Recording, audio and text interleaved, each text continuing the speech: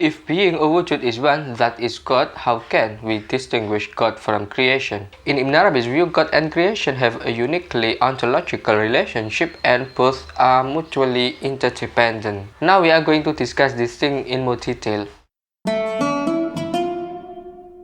As always, we use the term al-Haq as Ibn Arabi himself to refer to God, and al-Khalq to refer to creation. In this context, al-Khalq is creation, al-Mawjudat, entities, creatures, al-Mumkinat, or possible things, the whole cosmos, the many, while al-Haq is the creator, God, wajibul wujud, or necessary being, the one. As we discussed that the only wujud or being is al-Haq, so al-Khalq has no wujud. And as we have rigorously investigated that in Ibn Arabi's view, the answer to the question, is the whole cosmos identical to al-Haq, is yes and no at the same time, or the whole cosmos is he and not he, huwa la huwa.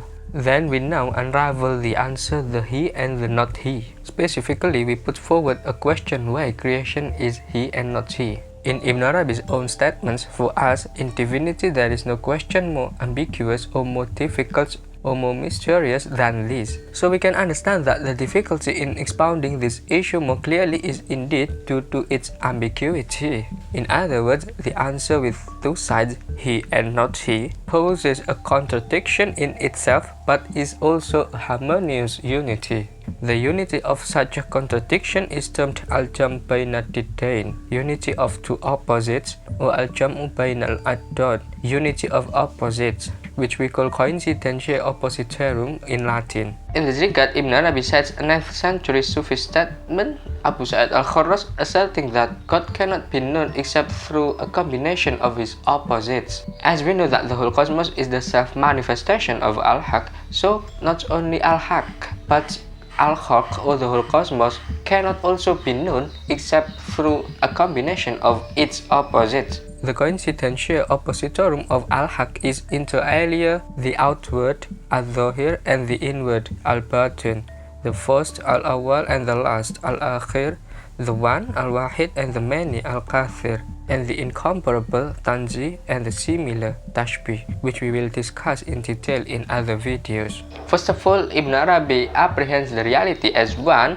but has two aspects at once, the aspect of divinity and the aspect of creatureliness. These two aspects are not only owned by one of them, either al-Haq or al-Khalq, but both have these two aspects. Ibn Arabi puts it in a questioning tone. Do you not understand that al-Haq is manifest through the attributes of the created things, including attributes of deficiency and blame, and he informs this about himself? Do you not understand that the created being, makhluk, is manifest through the attributes of al-Haq from first to last, all of which are appropriate to it, just as the attributes of the created things are appropriate to al-Haq?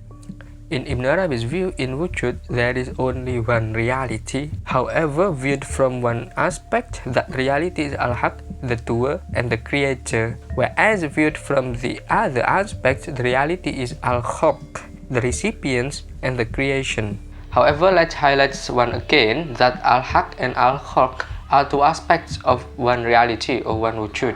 Viewed from one aspect, al-Haq is the one, but viewed from the other, al-Haq is everything in which there are many.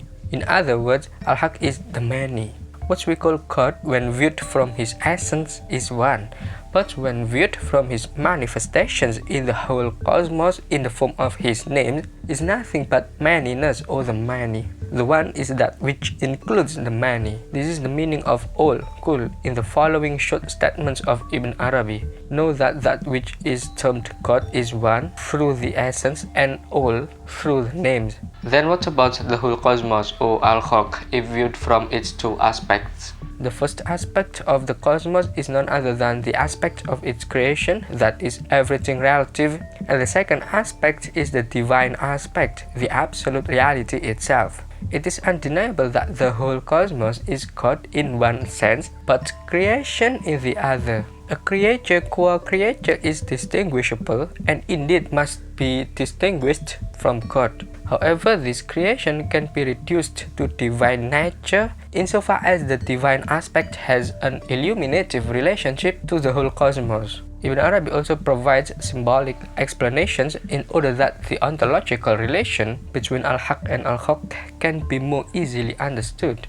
According to Ibn Arabi, the relationship between al-Haq and al-Haq is like the relationship between food and the eater. In one aspect, al-Haq is food for the whole cosmos, and in the other aspect, it is the cosmos which is food for al-Haq.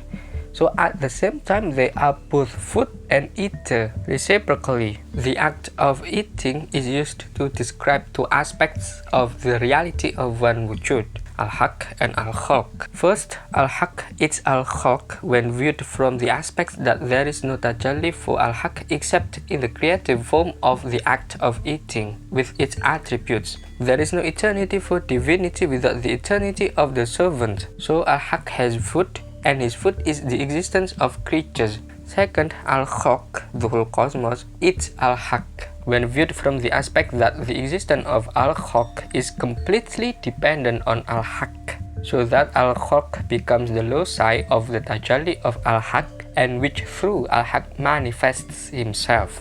Hence, al-Haq is sustenance for the existence of al-Haq, and the food of al-Haq is wujud. Ibn Arabi explains, when the whole cosmos exists, it has no eternity except with God. The divine nature has no eternity except with the whole cosmos. Each is a sustenance for the other. Both eat each other reciprocally for the eternity of their wujud.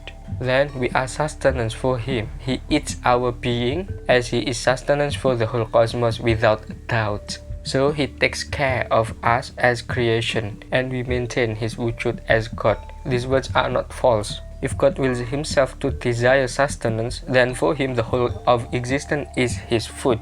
If he wills us to desire sustenance, for us he is the food as he wills. From the symbolism of food and eater, we can conclude several important points. First, we know that food permeates into the body that eats it, into the whole body, not into certain parts of the body. Thus, the food becomes united into the body. In this sense, al-Haq and al-Haq become united. Second, it is known that the survival of the eater is completely dependent on food. If there is no food, it will not live, will not survive, and will not last forever.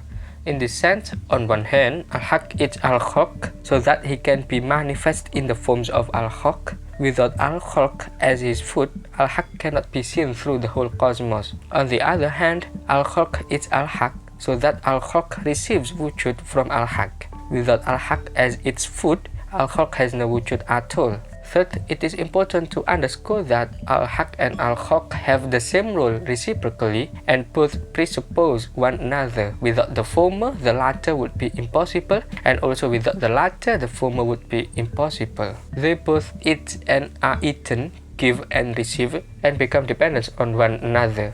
Besides the symbolism of food and eater, Ibn Arabi also uses the symbol of mirror, a symbol that has been used for so long by the great sages of Greece, Persia, and China. Ibn Arabi describes that al-Haq is a mirror for al-Haq, and vice versa, al-Haq is also a mirror for al-Haq. Of course, this reminds us again to understand that the ontological relation between al-Haq and al-Haq is an interrelation that constantly presupposes each other, that both play a role and depend on each other. The only difference is the quality of the role. One is absolute, the other is relative. The symbolism that al-Haq is a mirror for al-Haq shows that first, it explains the cause of the creation. In this case, al-Haq loves to know himself. Certainly this reminds us of Narcissus, doesn't it? In order to see himself, al-Haq created the world that is nothing but a mirror, mir'ah. Thus, in the constellation of Ibn Arabi's view, the answer to the question why did God create nature is none other than because God loves to see himself. And this is constantly echoed by the Sufis, especially the school of Ibn Arabi, by citing a hadith that we have often quoted: I was a hidden treasure, I loved to be known, hence I created the world so that I would be known. Ibn Arabi in the First Wisdom immediately explicates this issue. Al-Haq, from the perspective of his names, wanted to see the essence of his uncountable most beautiful names, Asma'ul Husna, as they really operate, or if you wish, say to see his essence in an all-inclusive object encompassing the whole divine command. which qualified by existence, would reveal to him his own mystery. That is because one's self-seeing is not like one seeing oneself in another, which serves as a mirror for the seer. The reason for this preference is that the mirror reveals to the seer himself in a shape which is given by the substrate which one observes. If such a substrate doesn't exist and doesn't appear to the seer, he cannot see himself. Because of this idea, al-Haq brought the whole cosmos into existence, an existence of an indistinct shape without a spirit in it, and it was like an unpolished mirror. Thus, the divine command required by its very nature the reflective characteristic of the mirror of the cosmos, and Adam was the very principle of reflection for that mirror and the spirit of that form. As the Hadith Qudsi we quoted, it is important to bear in mind that al-Haq as the hidden treasure not only wants to see himself but also wants to reveal himself, make himself recognized by and through the whole cosmos. In other words, he created the whole cosmos in order that they can know him. And second, it explains how the many in the whole cosmos arises from the one. This can be explained that al-Haq as the seer is one, but his image is as many as mirrors in which the image is seen. In this regard, the clearness of the image on the mirror really depends on the clearness of the mirror itself. Thus, there are many levels of the quality of the clearness of the mirror. As we know, a clearer mirror can reflect a more perfect and clearer image. In this context, human being is the most perfect mirror for al-Haq, because human beings reflect the entire names and attributes of al-Haq in themselves, whereas other creatures can only reflect a part of the names and attributes of al-Haq. That is why Ibn Arabi states Adam was the very principle of reflection for that mirror and the spirit of that form. Ibn Arabi further explains, indeed, human being is the whole of the cosmos when viewed from the fact that he is the fruit of the cosmos, and he is the secret of the whole cosmos due to his uniqueness, since he, with the cosmos, is the mirror of the tajalli of al-Haq in the form of his names and attributes. Remember that the complete and perfect tajalli of al-Haq doesn't take place except through the existence of Adam, that is human being. Although human being is the most perfect mirror, the prophets are amongst the most perfect humans. And the peak of the perfection of the quality of the mirror is found in the mirror of Muhammad, al-Mir'ah al-Muhammadiyah, which is called the perfect man, al-Insanul Kamil, since he reflects the entire names and attributes of al-Haq in the most perfect manner. The prophets are the most perfect mirrors amongst you. Then you should know that some of the prophets are superior to others, and the most important, perfect and solid mirror is the mirror of Muhammad. Therefore, al-Haq is manifest in Muhammad's mirror with the most perfect tajalli of himself. Then the question is whether human being can see al-Haq. Because the whole cosmos is the locus of the tajalli of al-Haq, it is inevitably that human being can see al-Haq through the whole cosmos. Nevertheless, what human being can see is not al-Haq himself, but his manifestations, tajalliyat. Ibn Arabi explains this quite clearly. The recipient of tajalli sees only his own form in the mirror of al-Haq, and it is impossible to see al-Haq, although he knows that he sees his form only in al-Haq. This is comparable to a mirror in the concrete existence. If you see a form in it, you will not see the mirror itself, although you know that you see forms or your form only in it. God manifests this as a simile of the tajalli of his essence, so that the recipients will know that he does not see God. There is no simile closer and more similar to vision and the tajalli than this. When you see a form in the mirror, try as you may to see the substance of the mirror, you can never see it. This is so true that some people who perceived such a phenomenon concerning the form seen in mirrors thought that the form observed is placed between the beholder and the mirror. This is the best theory that can be known. If you have tasted this matter, you have tasted the utmost degree of knowledge beyond which no higher degree can be reached by the Creator being. Hence, do not strive and weary yourself by trying to ascend to a higher degree than this, for he is not there at all, and beyond this degree there is only pure non-existence. God is your mirror through which you see yourself, and you are his mirror through which he sees his names and the manifestation of their rules, and these names are nothing other than himself. The matter became confused and obscure Some of us there are who profess ignorance as part of their knowledge, maintaining to realize that one cannot know God is to know. Some others amongst us know but say nothing at all, and this is the best reaction. Knowledge causes them to be silent, not incapable. This is the highest knowledge of God, possessed only by the seal of messengers and the seal of saints.